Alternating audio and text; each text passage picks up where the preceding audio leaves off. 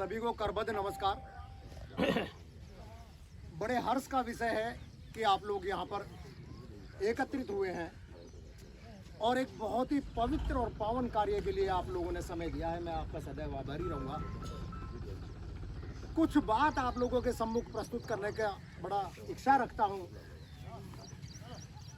और उस इच्छा के अंतर्गत कुछ मुद्दे ऐसे हैं जो मुझे बराबर कचोटते रहते हैं और मैं चाहता हूं कि उन पर मंथन हो, पब्लिक के बीच मंथन हो और पब्लिक सोच समझ कर निर्णय ले कि इन ज्वलनशील मुद्दों पर हम क्या कदम उठाएं जहां सरकार फेल होने के कगार पर हो, जहां सरकार ऐसे सार्वजनिक मुद्दों पर किसी भी प्रकार का कोई भी ठोस निर्णय या कोई भी ठोस कदम उठाने में असमर्थ हो जाती हो, सरकारी मशीनरी प्राय फेल हो जाती हो, वहाँ जनता को आगे आकर के ऐसे सार्वजनिक मुद्दों पर जो जनजीवन को प्रभावित करते हैं गहराई तक। हमारे आयोजक महोदय ने अभी भी बताया कि हर आदमी बीमार है और इस तरह की नदियों जिस तरह से ये प्रदूषित हो रही हैं, इनके प्रदूषण के परिणाम स्वरूप हर गांव गली खेत किसान खलिहान हर आदमी बीमार। अगर इस पानी से सिंचाई होगी तो वो फसलें भी प्रदूषित हो जाएंगी।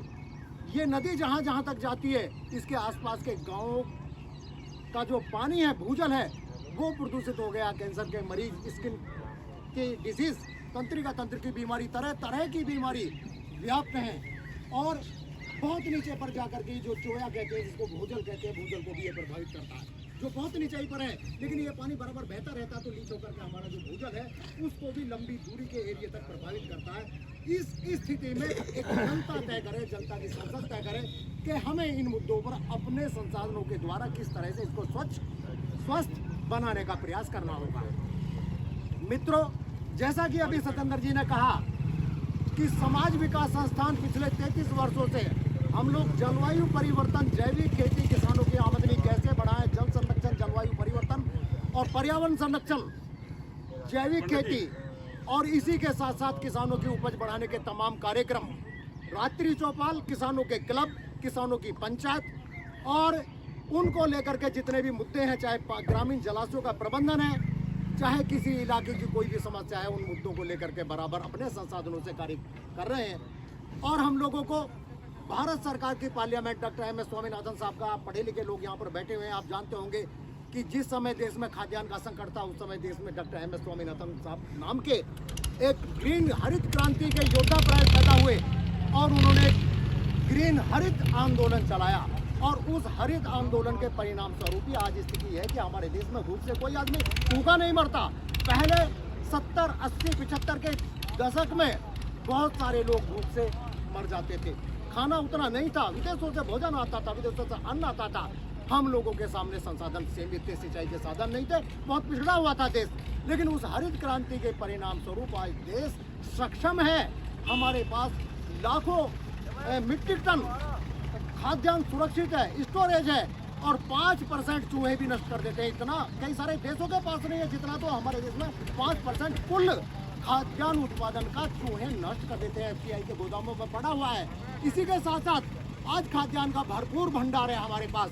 लेकिन आज जरूरत इस बात की है कि स्वस्थ और सुखी जीवन को बनाने के लिए हमें किस तरह से अपनी जमीन को, अपने जंगल को, अपने जल को, इसको बचाना है। और कुछ लोग निकल करके समाज से बराबर आए, क्योंकि आप ये अच्छी तरह से जानते हैं कि समाज विकास संस्थान के बैनर के तले हम लोग भी बराबर काम कर रहे हैं। और डॉक्टर एम एस स्वामीनाथन को जब पार्लियामेंट को संबोधित किया तो मैं भी दूसरा आदमी था, पहले आदमी डॉक्टर एम एस स्वामीनाथन।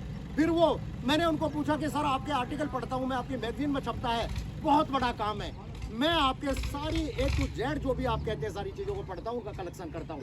तो उन्होंने कहा आज जरूरत शुद्ध खाद्यान्न की है, मेरे जमाने में जरूरत लोगों के पेट भरने के लिए पैदा करने की थी।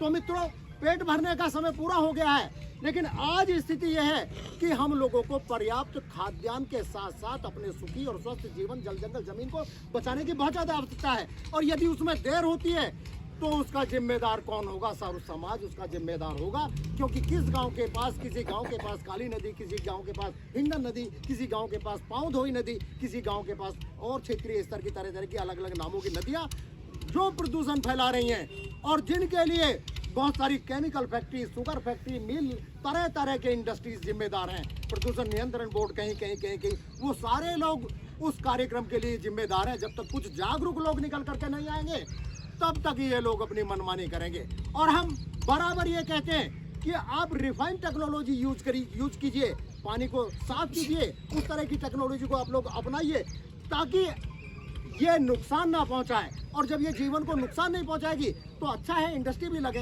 पेपर इंडस्ट्री लगे, गन्ने की इंडस्ट्री लगे, तरह तरह की इंडस्ट्री लगे, लेकिन उसका मतलब ये नहीं है कि ये जितने भी शुगर मिल हैं रात भर छाई उड़ाते हैं और उनके इलाके में जो आदमी भी सोता है सुबह नाक में उंगली घुमाता है तो इतनी कालौच मिलती है और वो कालौच बराबर उसके फेफड़ों में जाकर के उसको टीबी और फेफड़े की टीबी जैसी गंभीर बीमारी बना देती है, जो कालांतर में 10-15 साल बाद में लाइलाज बीमारी हो जाती है, जिसके लिए आदमी घुट घुट करके अपनी सांसें तोड़ देता है, मर जाता है, इलाज कराता है लेकिन बच नहीं पाता।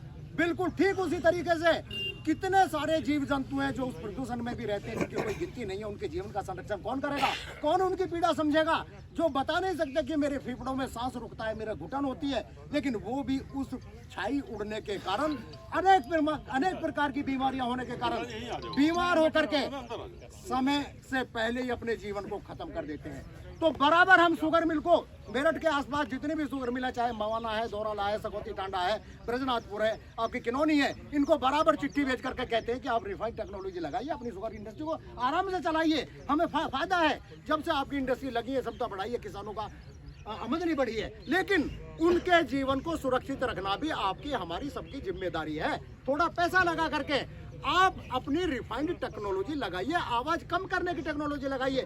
घर घर आवाज होती है, वो आदमी धीरे धीरे डीप हो जाते हैं कि डेसिबल की आवाज जब बराबर उनके कानों में जाती है तो आदमी डीप हो जाते हैं, धीरे धीरे बहरे हो जाते हैं, सुनने में परेशानी आती है, फेफड़े की बीमारी हो जाती है। तो ये तरह तरह की जितने भी इंडस्ट्रीज हैं, जो इस तरह के जलाशयों को, जो ये जलाशय किसी जमाने में ये पवित्र नदियां होती थी, इनमें लोग स्नान करने के बाद पूजा अर्चन करते थे और पूजा अर्चन करने के बाद जब कोई घर में मांगलिक काम होता था तो उस मांगलिक काम में सबसे पहले नदी, नाले, कुएं, तालाब की पूजा होती थी। ये परंपरा हमारे देश की सनातन परंपरा आज तक भी रही है, जिसको हम देखते हैं। मित्रों, अगली बात जब आप देखते हैं कि कहीं भी कोई इस तरह का इश्यू है और उस इश्यू पर आवाज उठाने के लिए कुछ अच्छे लोगों का एकत्रित होना बहुत ज्यादा जरूरी है। जैसा कि आप जानते हैं कि काली नदी एक मेडिकल कॉलेज के पास में मेरठ में बहती है, उस पर भी हम काफी लंबे समय से काम कर रहे हैं, इस पर भी हम काफी समय से काम कर रहे हैं। और आज जिस तरह का बड़ा जनसमूह लेकर के आप लोगों ने बहुत रुचि दिखाई है, मैं आपका बहुत आभारी रहूंगा। मैं हिंडन के बारे में कुछ बातें आपको बता देना चाहता हूँ। ये सहारनपुर में शिवालिक पर्वतमाला से निकली हुई है और वहाँ से निकल के ये सहारनपुर से लेकर के आपका अगला जनपद मुजफ्फरनगर, मेरठ, बागपत, शामली, गाजियाबाद और गौतम बुद्ध नगर तक जाती है। इतने जनपदों में यह नदी बहती है और वहाँ पर तरह तरह की इंडस्ट्रीज, इसमें एफ्लुएंट्स, कचरा, कूड़ा, वो सब पब्लिक भी डालती है। ऐसा ही नहीं है कि इंडस्ट्री डालती है, आसपास के जो गांव के लोग हैं, आप देख रहे हैं ये जितना भी इन्होंने लगा रखा है, ये कूड़ा करकट, ये सब इसी में डालते हैं और गल सड़ करके ये तरह तरह की बीमारियां, घातक बीमारियां पैदा करता है। इस तरह की चीजें, हिंडन नदी पूरी तरह से बारिश पर निर्भर रहती है और इसका पहला नाम हुआ करता था हरनंदी, और हरनंदी इसका प्राचीन नाम है। ये एक रिवोल्ट हुआ था 1857 में, जो हमारा प्रथम स्वतंत्रता संग्राम हुआ था। उस संग्राम के दौरान भारतीय सैनिकों की गोरे फौजियों से जब जहाँ जहाँ लड़ाई हुई, झड़पें हुई, इसके किनारे पर उनकी कब्रें मिलती हैं, नोएडा तक बनी हुई, जहाँ जहाँ वो लड़ाई हुई, अंग्रेज फौजियों की, अंग्रेज सिपाहियों की, वो कब्रें भी इसके किनारे पर बनती हैं। तो ये हिंडन नदी है और इस हिंडन नदी का आज रूप ये हो गया कि इसके पानी को हम देखना भी पसंद नहीं करते। पीने की तो बात बहुत दूर, कपड़ा धोने की बात तो बहुत दूर, लेकिन इसका बहुत प्राचीन महत्व है और उस महत्व को पुनः जीवित करना पड़ेगा। और पुनः जीवित करने के लिए जितने भी क्षेत्रवासी हैं, इस बात को हर गांव तक, हर गली तक बहुत मन से फैला दें कि हम थोड़ा थोड़ा श्रमदान करेंगे, हम सरकार की तरफ निर्भर नहीं रहेंगे। कारण यह है कि मैं तो किसी डिग्री कॉलेज में प्रोफेसर था और वहां से नौकरी छोड़ करके आ गया। बहुत उतार चढ़ाव देखे, इंडिया के हाईली प्रेस्टिजियस इंस्टीट्यूशंस को मुझे संबोधित करने का मौका मिला, जहां पर बहुत सारे बड़े बड़े लोगों जाने का तरसते हैं।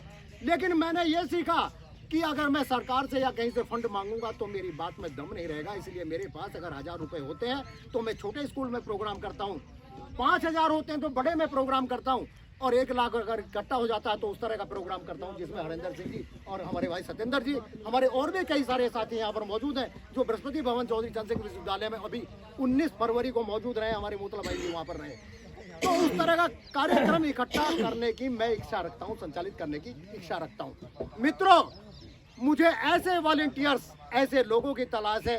365 दिन साल में होता है और 365 दिन में से 15 दिन हमको दे दें। हमें बहुत सारे लोग कहते हैं, पूरे इंडिया भर से मेरे पास फोन आते हैं कि समाज विकास संस्थान का मेंबरशिप आप नहीं कहते, हमें मेंबर बनाइए, 2000 5000 अपनी फीस लीजिए।